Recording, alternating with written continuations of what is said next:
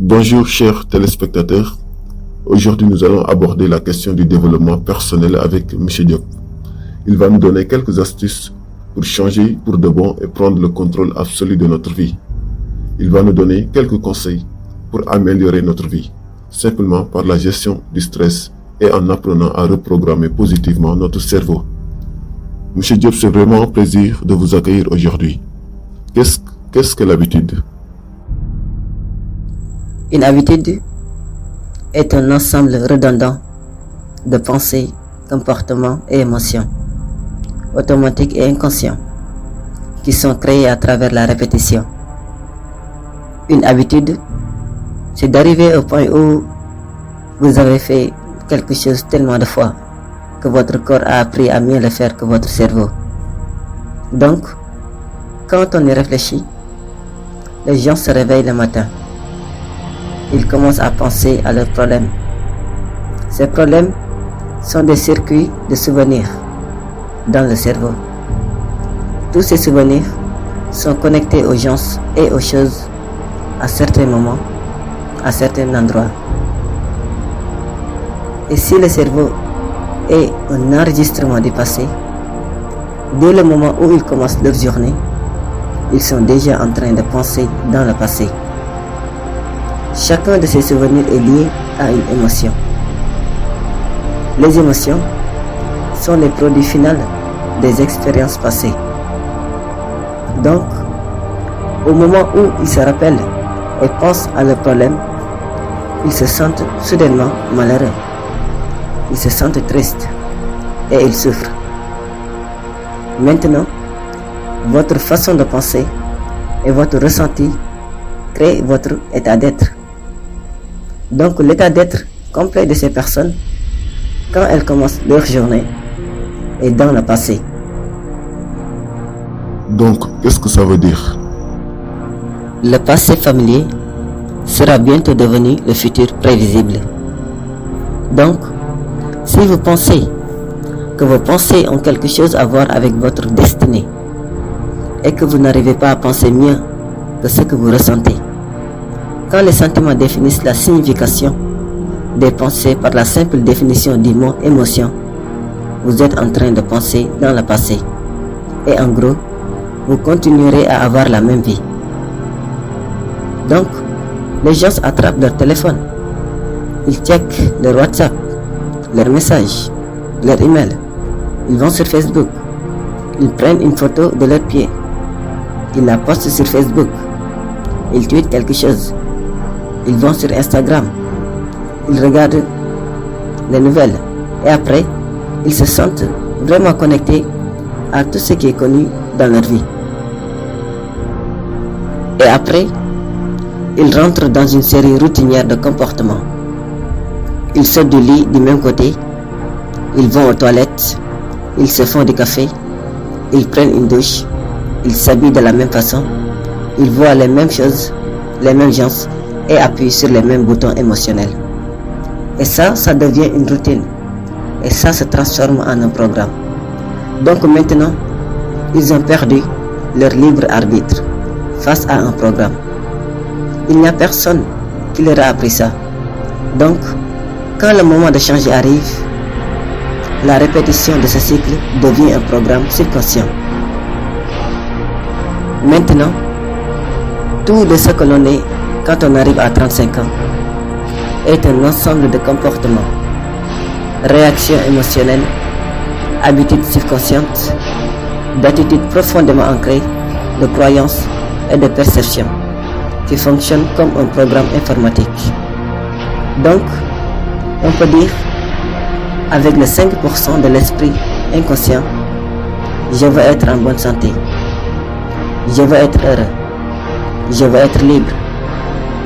Mais le corps, lui, il suit un tout autre programme. Donc, comment commencez-vous à établir ces changements ? Alors, vous devez aller au-delà de votre esprit analytique. Ce qui sépare l'esprit conscient du subconscient est l'esprit analytique. C'est là que la méditation entre en jeu, que vous pouvez apprendre aux gens à travers différents exercices comment changer leurs ondes cérébrales et les ralentir. Lorsqu'ils font ça correctement, ils ne rentrent plus dans le système d'opération. Ils peuvent ensuite commencer à faire des changements importants. La plupart des gens attendent des crises, des traumatismes ou une maladie. Ils attendent la perte de quelqu'un, attendent une tragédie pour décider de changer. Et mon message est, pourquoi attendre? Vous pouvez apprendre à changer dans un état de souffrance ou vous pouvez attendre à changer dans un état de joie et d'inspiration. Le point génial, c'est que j'ai l'impression que les gens commencent à se réveiller. Le plus fort est la réaction émotionnelle que vous avez eue par rapport à une expérience de votre vie. Le plus vous porterez d'attention sur ce qui l'a causé, au moment où le cerveau a pris toute son attention sur la cause, il prend une photo instantanée et ça s'appelle un souvenir. Donc les souvenirs à long terme sont créés depuis des expériences fortes en émotion. Ce qui arrive ensuite, c'est que les gens pensent neurologiquement à l'intérieur du nouveau circuit créé par cette expérience. Alors ressentir se produit chimiquement à l'intérieur des frontières créées par ces émotions. Et donc vous avez une réaction émotionnelle face à quelqu'un ou quelque chose. Et la plupart des gens pensent qu'ils ne peuvent pas contrôler leur réaction émotionnelle. À votre avis, pouvons-nous les contrôler? Bon, il s'avère que si vous laissez s'exprimer cette réaction émotionnelle, ça s'appelle la période réfractaire pendant des heures ou des jours. À ce moment-là, ça s'appelle une humeur. Tu dis à quelqu'un, « Hey, comment tu vas ?» Il répond, « Je suis de mauvaise. » Tu lui réponds, « Pourquoi ça ?» Il dit, « Il y a un truc qui m'est arrivé il y a 5 jours et j'ai eu une longue réaction émotionnelle. » Si vous laissez cette réaction émotionnelle durer pendant des semaines et des mois, ça devient un tempérament. Pourquoi est-il si froid? Je ne sais pas, faut lui demander. Tu dis à quelqu'un, « Hey, pourquoi est-il si froid ?» Il répond, « Vous savez un truc, il m'est arrivé il y a 9 mois. » Et si vous laissez cette réaction émotionnelle perdurer pendant des années, ça devient un trait de caractère. Et du coup, apprendre à raccourcir la période réfractaire suite à une réaction émotionnelle, c'est vraiment là que le travail commence. Donc, les gens, lorsqu'il les arrive quelque chose, ils n'arrêtent pas d'y penser. Parce que les émotions de ces hormones de stress, ces émotions de survie, vous disent, fais attention à ce qui est arrivé. Tu dois être prête au cas où ça se reproduirait. Il paraît que la plupart des gens passent 55% de leur vie à vivre en mode survie et dans le stress. Donc, ils sont toujours en train d'anticiper le pire résultat possible dans le champ quantique. Et ils commencent à l'adopter émotionnellement avec la peur. Ils conditionnent leur corps à être en état de peur. Faites ça pendant trop longtemps et vous finirez par faire une crise de panique. Et vous ne la verrez même pas arriver car c'est programmé à un niveau subconscient. Quand vous dites à quelqu'un « Pourquoi es-tu comme ça ?» il vous répondra « Je suis comme ça parce que cet événement m'est arrivé il y a 15 ou 20 ans. »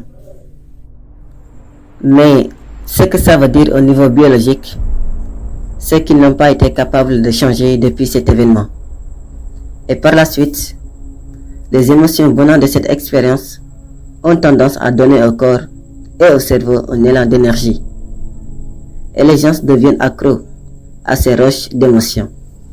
Ils utilisent les problèmes et les conditions de leur vie pour réaffirmer leurs limites. Comme ça, au moins, ils peuvent ressentir quelque chose. Maintenant qu'ils se souviennent de l'événement, ils reproduisent la même chimie à travers leur corps, comme au moment de l'événement, en activant et en câblant les mêmes circuits et en envoyant la même signature émotionnelle au corps. Mais quelle est la révélation derrière ça? C'est que votre corps est votre inconscient. Il ne connaît pas la différence entre l'expérience qui a créé l'émotion et l'émotion que vous créez par la pensée uniquement. Donc, le corps croit et vit dans la même expérience passée 24 heures par jour, 7 jours sur 7 et 360 jours par année. Et quand ces émotions influencent certaines pensées, et elles le font, ensuite ces pensées recréent ces mêmes émotions. Et ces mêmes émotions recréent les mêmes pensées. Maintenant, tout l'état d'être de la personne est dans le passé. Le point le plus dur pour changer, ce n'est pas de prendre la même décision que vous avez prise la veille. Au moment où vous choisissez de faire un choix différent, soyez prête, parce que ce sera inconfortable. Bien, parlons-en en termes de survie ou de création. Comme je le disais, 55% des gens vivent dans le stress. Et vivre dans le stress, c'est vivre dans un état de survie. Maintenant, tout organisme dans la nature peut porter du stress à court terme. Je prends l'exemple d'un cerf qui se fait chasser par une meute de coyotes. Quand finalement il distance la coyote et retourne dans les pâturages, l'événement est terminé. Et la définition du stress est lorsque votre cerveau et votre corps perdent leur équilibre hors de l'homéostasie. Le stress est la réponse naturelle que le corps crée pour ensuite retourner dans son état initial. Donc, vous êtes là, en train de conduire. Quelqu'un vous coupe la route. Vous plantez sur les freins, vous lui tirez un dos d'honneur et vous vous renfoncez au fond de votre siège.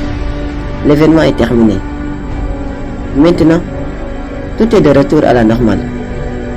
Mais qu'en est-il s'il ne s'agit pas d'un prédateur qui vous attend dehors de sa grotte, mais qu'il s'agit en fait de votre collègue assis juste à côté de vous? Et toute la journée, vous générez toutes ces hormones parce que il ou elle appuie continuellement sur vos boutons émotionnels. Donc, estimez-vous, M. Diop, que le stress peut causer des maladies? Par exemple, la colère. Est-ce que la colère peut causer des maladies? Bien sûr. Quand votre réponse au stress est activée, que vous ne pouvez plus l'éteindre, vous vous dirigez vers la maladie. Parce qu'il n'existe aucun organisme dans la nature pouvant vivre dans un mode d'urgence durant une période prolongée. C'est un fait scientifique que les hormones liées au stress impactent négativement les gènes et créent des maladies à long terme.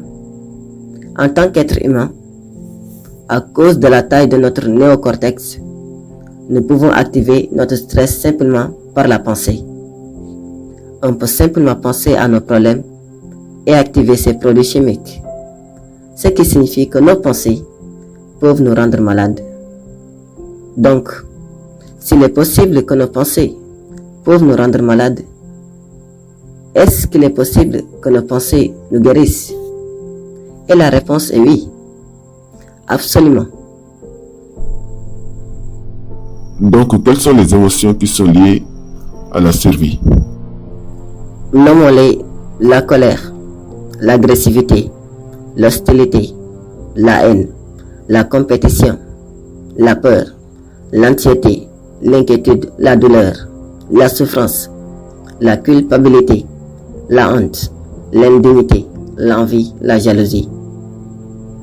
Elles sont toutes créées par les hormones émanant du stress. Et en psychologie, on appelle ça l'état normal de la conscience humaine. Moi, j'appelle ça l'état altéré de la conscience humaine.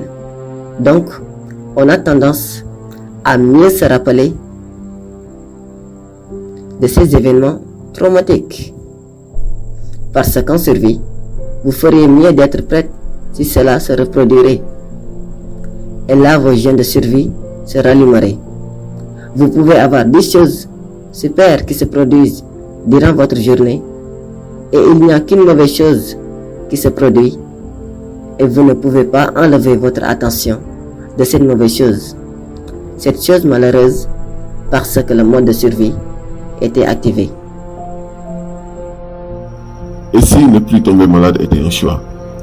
Pensez-vous, M. Diop, qu'on peut vivre sans tomber malade? Peut-être pas dans tous les cas, mais une chose est sûre, c'est que si vous êtes continuellement dans des pensées de stress, vous allez augmenter vos hormones de stress. Si vous avez vos hormones de stress qui sont souvent à un niveau extrême, ce qui va se passer, c'est que votre corps entier sera en état d'inflammation. Et si cette inflammation est chronique sur le long terme, vous allez développer des maladies. Par contre, à l'inverse, si vous êtes constamment dans des pensées positives entre guillemets, vous allez faire exactement l'opposé. Et de petites ailes vont pousser sur votre dos. Votre corps est votre inconscient. Dans un sens, si vous êtes assis là et que vous commencez à penser à un scénario catastrophe dans le futur, que vous créez dans votre esprit et que vous commencez à ressentir l'émotion de cet événement, votre corps ne connaît pas la différence entre l'événement qui prend place dans votre monde, donc dans le monde extérieur, et celui que vous créez par la pensée uniquement. Donc la plupart des gens sont constamment en train de se réaffirmer leur état émotionnel. Donc quand le moment d'abandonner cette émotion arrive, ils peuvent dire qu'ils veulent vraiment le faire. Mais le corps est plus fort que l'esprit, parce qu'il a été conditionné de cette façon. Et le serment est donc devenu le maître. Et la personne, dès qu'elle arrive dans cette zone inconnue, elle préfère ressentir de la culpabilité, de la souffrance, parce qu'au moins c'est prévisible. Être dans l'inconnu, c'est un endroit très effrayant pour la plupart des gens, parce que l'inconnu est empli d'incertitudes. Les gens disent, je ne peux pas prédire mon futur, car je suis dans l'inconnu. Et je leur réponds que la meilleure façon de prédire le futur est de le créer, pas depuis le connu, mais depuis l'inconnu. Quelle pensée voulez-vous activer, câbler dans votre cerveau? Quel comportement voulez-vous accomplir dans une journée? En fermant vos yeux, vous répétez les actions que vous voulez avoir. Si vous êtes réellement présent, votre cerveau ne connaît pas la différence entre ce que vous imaginez et ce que vous expérimentez dans le monde en 3D. Donc, en ce moment, vous commencez à installer un nouveau équipement neurologique dans votre cerveau qui donnera l'impression que l'événement s'est déjà produit. Maintenant, votre cerveau n'est plus un enregistrement du passé, mais une carte du futur. Et si vous continuez à le faire et vous conditionnez de cette façon, votre équipement deviendra plutôt votre nouveau programme. Et qui sait, vous commencerez peut-être à agir comme une personne heureuse. Et je pense que la partie la plus difficile est d'apprendre à notre corps émotionnellement comment est-ce que le futur sera ressenti avant l'expérience elle-même. Donc, qu'est-ce que ça veut dire? En d'autres termes, M. Diop. Vous ne pouvez pas attendre sur votre succès pour vous sentir motivé. Vous ne pouvez pas attendre sur votre richesse pour ressentir l'abondance. Vous ne pouvez pas attendre sur votre nouvelle relation pour ressentir l'amour, ou sur votre guérison pour vous sentir complète. Je veux dire ça, c'est l'ancien modèle de la réalité basée sur la cause et l'effet. Attendre sur quelque chose en dehors de nous-mêmes pour changer quelque chose à l'intérieur de nous-mêmes. Quand on se sent mieux à l'intérieur, on porte notre attention sur qu'est-ce qui a créé ça. Et ce que ça veut dire d'un point de vue newtonien, c'est que les gens passent toute leur vie en vivant dans le manque, en attendant que quelque chose change à l'extérieur. Le point de vue newtonien est lié à tout ce qui est prévisible. Ça concerne la prévision du futur. Mais le modèle quantique de la réalité est basé sur l'idée de causer un effet. Au moment où vous commencez à vous sentir abondant, vous générez l'abondance. Au moment où vous êtes motivé, vous commencez à marcher vers votre succès. Au moment où vous commencez à vous sentir complète, votre guérison commence. Et quand vous avez de l'amour pour vous-même et vous aimez la vie, vous créez l'équivalent. Et à ce moment, vous causez un effet. Et je pense que c'est la différence entre vivre comme une victime dans votre monde en disant « Je suis comme ça à cause de cette personne, de cette chose ou de cette expérience qu'ils ont fait en sorte que je me sente comme ça. » Quand vous inversez ça, vous devenez le créateur de votre monde. Et vous commencez à dire « Mes pensées et mes sentiments changent les résultats que j'ai dans ma vie. » Et là, c'est un tout autre jeu. On commence de plus en plus à croire qu'on est des créateurs de réalité. Vous l'avez compris, vous n'êtes pas seulement des récepteurs, vous êtes aussi des émetteurs. Vous l'avez compris, vous n'êtes pas seulement des spectateurs, non, vous êtes également des acteurs de votre vie. Merci infiniment, M. Diop, pour ce brillant cours de psychologie. À la prochaine.